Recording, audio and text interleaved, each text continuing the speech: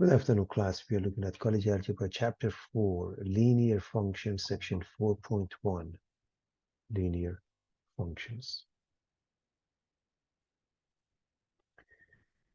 We cover two sections, 4.1, Linear Functions, 4.2, Modeling with Linear Functions. Here's the objectives for Section 4.1.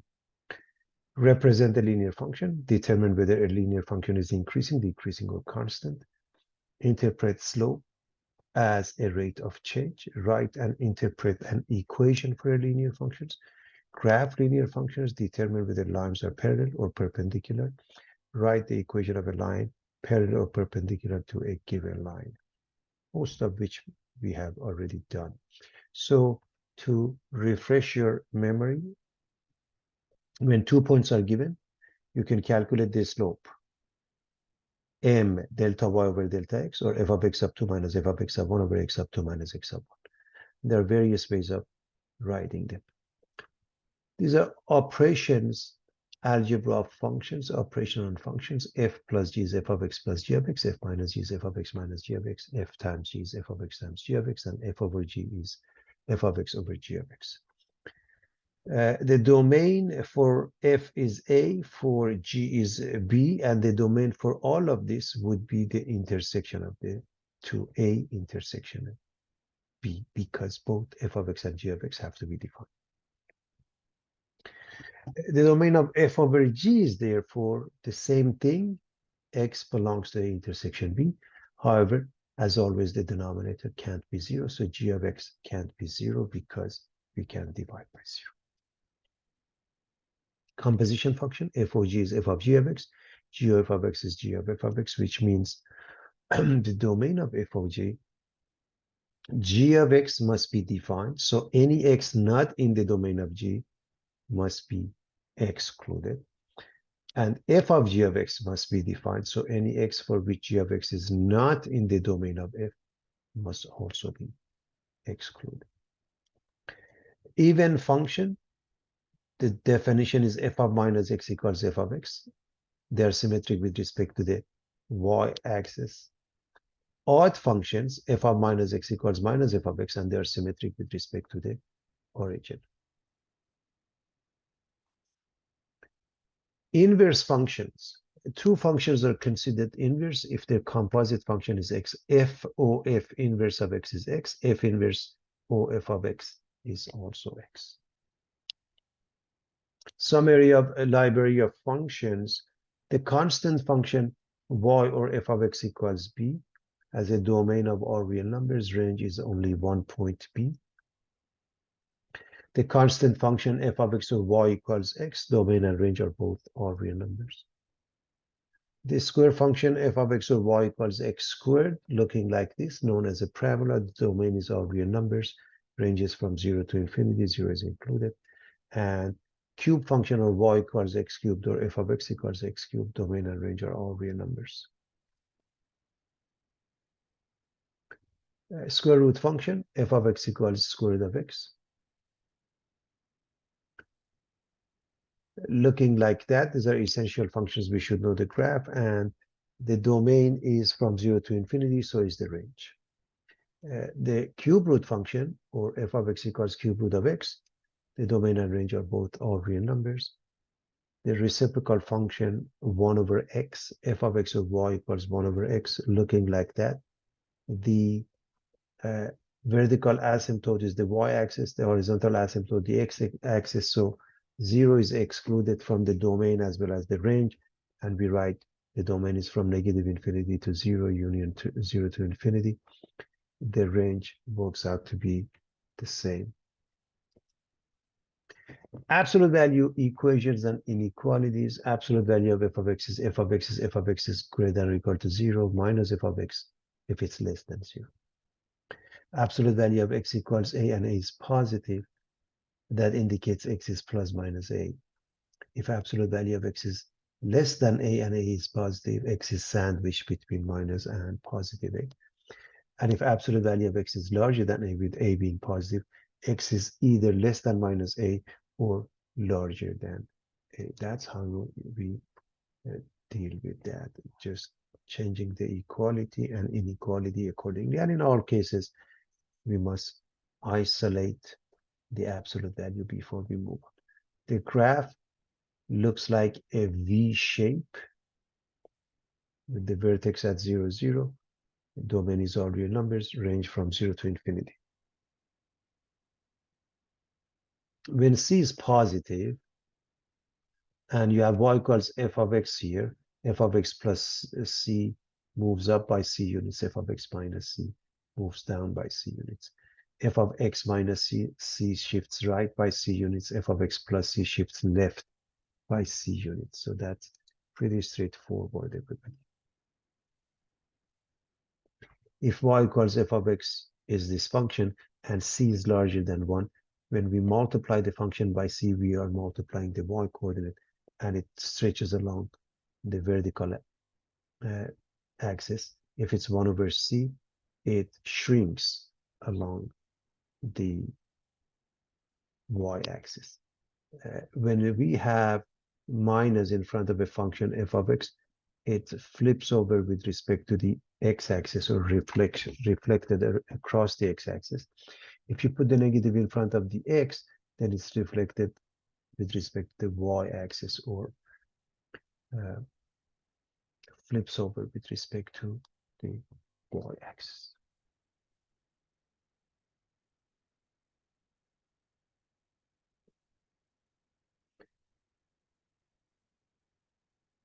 Now, we want to look at properties of linear functions and linear models. I'm going to remind you everything that we learned before.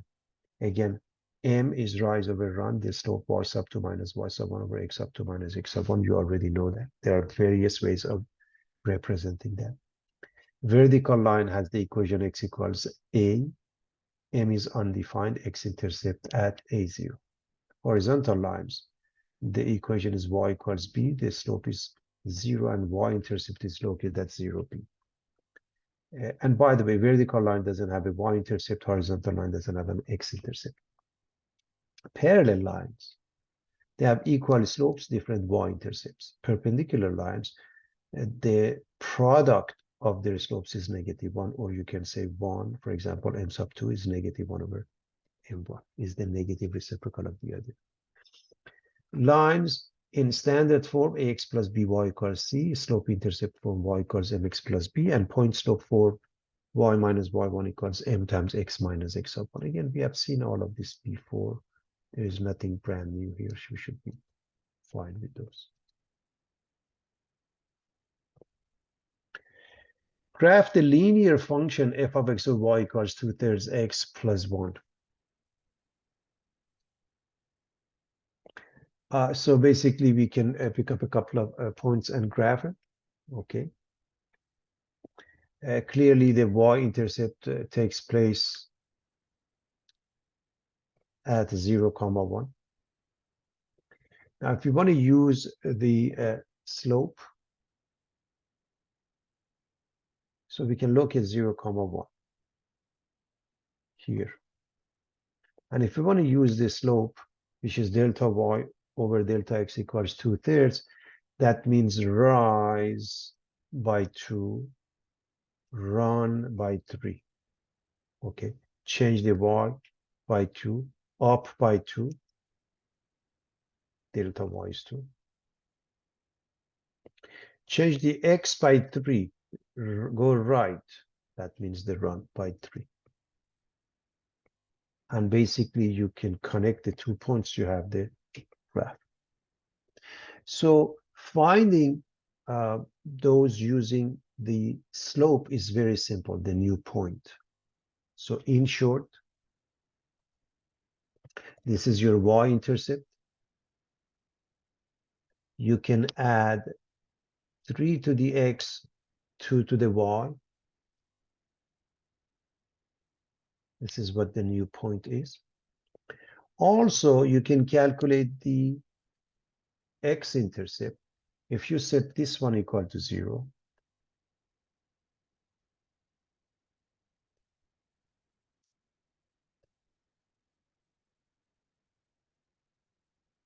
you get -3/2. So various ways of handling them. Again, if you are looking to use the y-intercept and the fact that the slope is 2/3, just change in y, change in x results in a new point.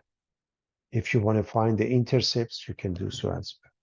So you have one of the intercepts, you can find the other one by setting f of x of y equal to 0. That will do the job as well. Now, use average rate of change to identify linear functions. Average rate of change, the difference quotient delta y over delta x, or f of x up 2 minus f of x sub 1 over x up 2 minus x sub 1 is called the average rate of change of y or f of x with respect to x over the interval of x sub 1 comma x sub 2, and can be interpreted as the slope of a secant line. So let's look at this. Okay, f of x sub 2 minus f of x sub 1 over x sub 2 minus x sub 1. If you look at the first one, rise over run. Now you can call this x sub 1 and y sub 1 if you want. So you can call this, of course, y sub 1, and call this y sub 2, right? Meaning these two are the same. Or there are different ways of calling them. So this one was mentioned. Now, if we call this point B, then the pair has coordinates B and f of B, we go with this one. And this is A. So f of a B minus f of A over B minus A. If you stick with what we had there, A and f of A, x and f of x, we go with this one. If you call this distance h, the run is h, then the rise is f of A plus h minus f of A. We can call this one the average rate of change of y with respect to x, which is normally used as dq, the difference quotient. Okay, so the difference quotient, pretty straightforward.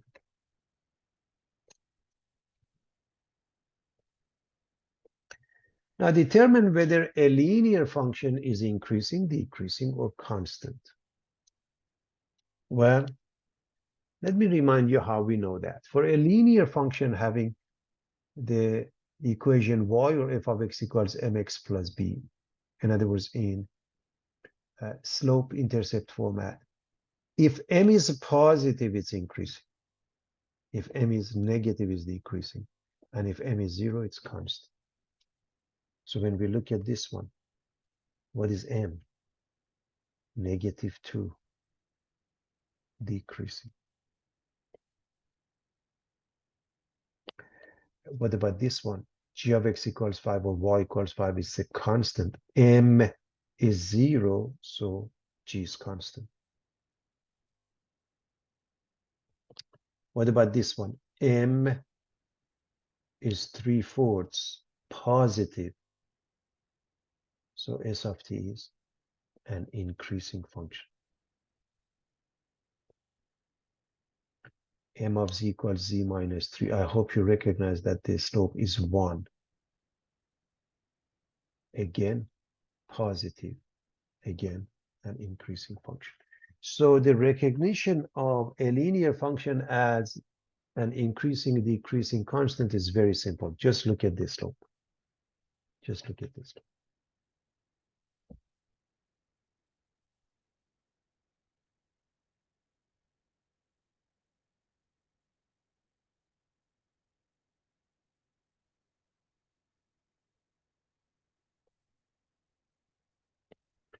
Given the function, determine the slope and y-intercept, graph the function using slope and y-intercept, determine the average rate of change, and determine whether the function is increasing, decreasing, or constant. So let's do that, everybody.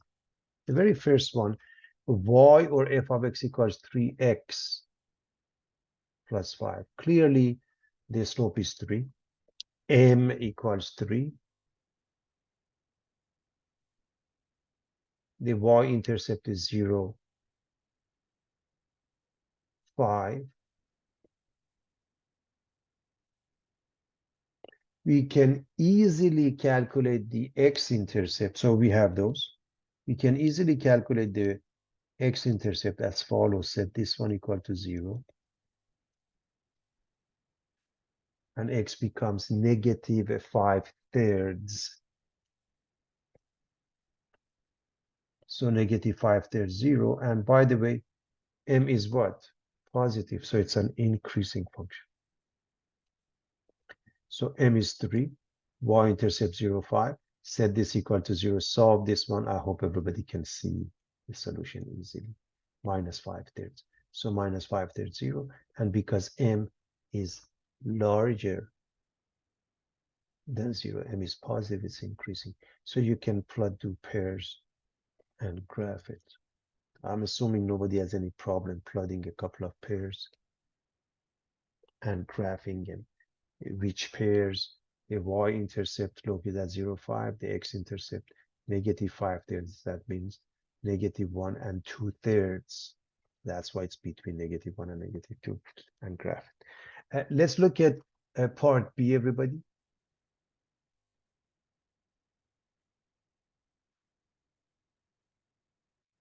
What's going on with part B? Clearly,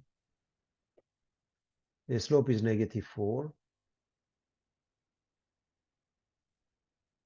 And the y-intercept is 0, 2.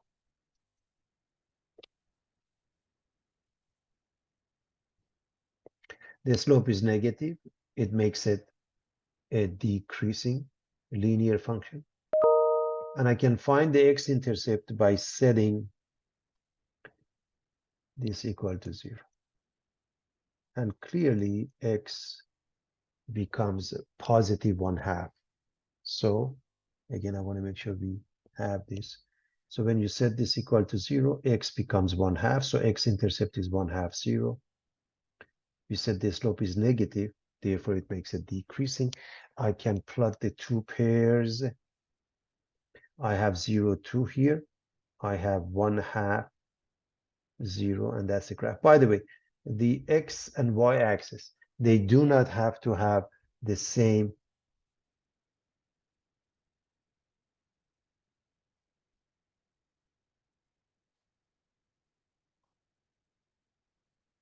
value when it comes to x and y, okay?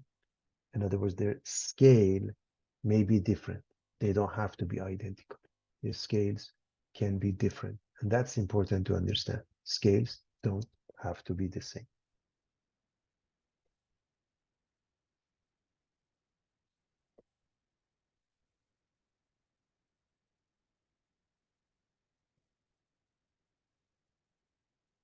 Now, the last one, obviously, the slope is 0.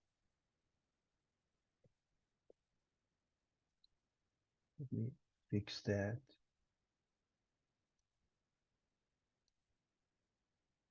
Slope is 0, everybody. This is f of x or y equals 5, which is a horizontal line.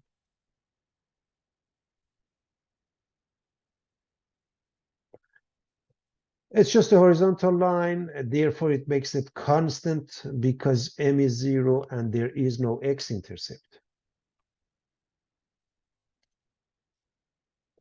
So you just draw,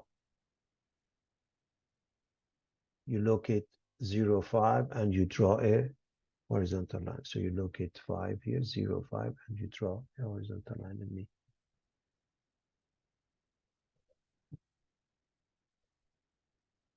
pinpoint the y-intercept for you.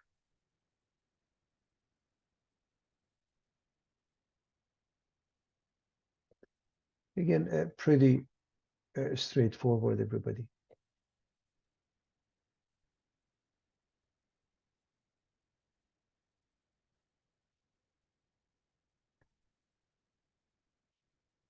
Given f of x equals 3x plus 6 and g of x is minus x plus 4, solve for f of x equal to 0 and solve for f of x greater than or equal to 0. Well, f of x equal to 0, you set this one equal to 0 and you solve it. And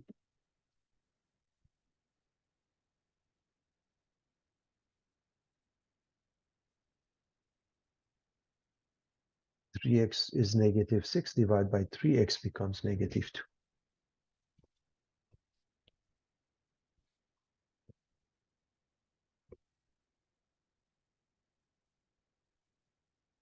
F of x greater than or equal to 0. So that means that 3x plus 6 is greater than or equal to 0. And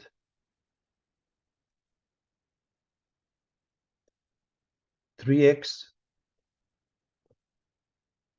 greater than or equal to negative 6. Divide by 3x is larger than or equal to negative 2. And the domain for that in an interval notation format, the answer in interval notation format is from negative 2 to infinity. Negative 2 is included.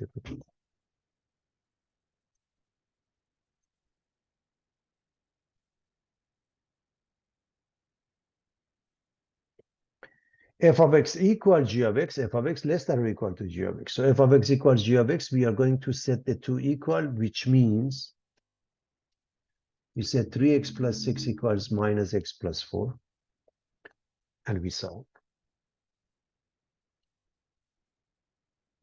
We move this one this way, and we move this one this way. We get 4x equals minus 2.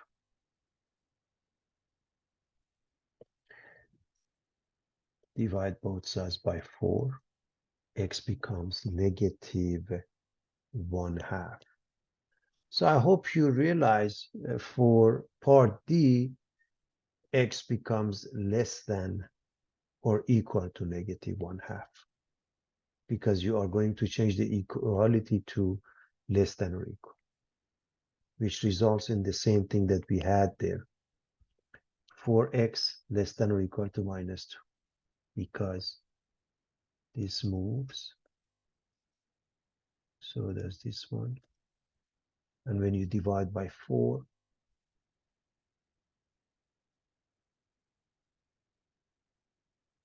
x is less than or equal to negative 1/2. We are done. If you want to write it in an interval format from negative infinity to negative 1/2, negative 1/2 is included.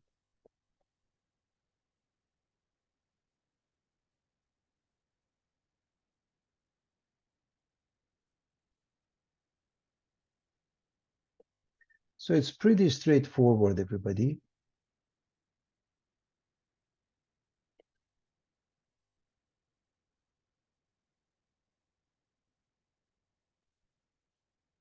Solving an equality, solving an inequality.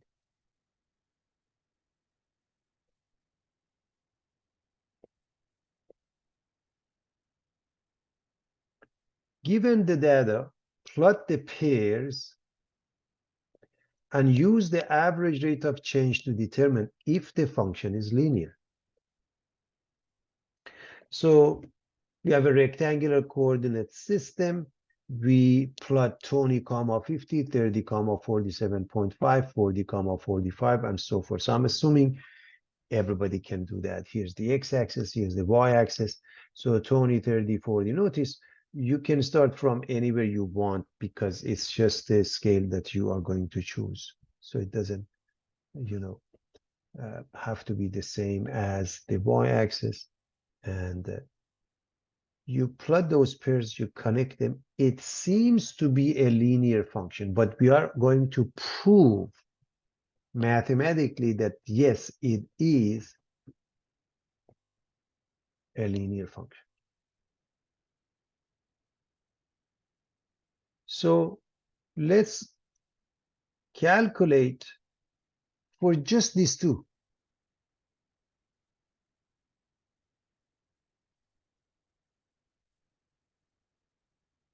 The slope. So for those two pairs, m is 50. Let's see. 50 minus 47.5, 20 minus 30, or 47.5. It makes no difference. 47.5 minus 50 over 30 minus 20. You could have said 50 minus 47.5 over 20 minus 30. Makes no difference, which is 2.5 negative divided by 10 positive. And that is negative 0.25. So what we need to do, we need to do the same thing, everybody, for these two. And then these two. These two.